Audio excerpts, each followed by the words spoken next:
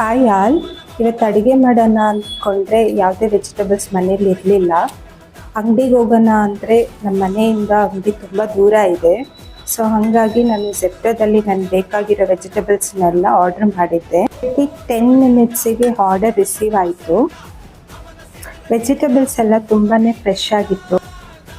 ಅದನ್ನೆಲ್ಲ ತೆಗೆದಿಟ್ಟು ಅಡುಗೆ ಸ್ಟಾರ್ಟ್ ಮಾಡೋ ಮೊದಲು ಸ್ವಲ್ಪ ಟೀ ಮಾಡಿ ಕುಡಿದು ಇವತ್ತಿನ ಊಟ ರೈಸು, ಸಾಂಬಾರು ಮತ್ತು ಹಪ್ಪಳದೊಟ್ಟಿಗೆ ನಮ್ಮ ಡಿನ್ನರ್ ಮುಗೀತು. ಪ್ರತಿದಿನ ಊಟ ಆದಮೇಲೆ ನಮಗೆ ವಾಕ್ ಮಾಡೋ ಅಭ್ಯಾಸ ಇದೆ. ಸೊ ಹಂಗಾಗಿ ವಾಕ್ ಮಾಡೋದಕ್ಕೆ ಹೊರಟಿದ್ದೀವಿ. ಓಕೆ ಗೈಸ್, ಈ ವಿಡಿಯೋ ನಿಮಗೆ ಇಷ್ಟ ಆಗಿದ್ದರೆ ಲೈಕ್ ಮಾಡಿ, ಕಮೆಂಟ್ ಮಾಡಿ, ಇದೇ ಥರ ನಮಗೆ ಸಪೋರ್ಟ್ ಮಾಡಿ. ಇನ್ನು ನೆಕ್ಸ್ಟ್ ವಿಡಿಯೋದಲ್ಲಿ ಸಿಗೋಣ ಗೈಸ್. ಬಾಯ್.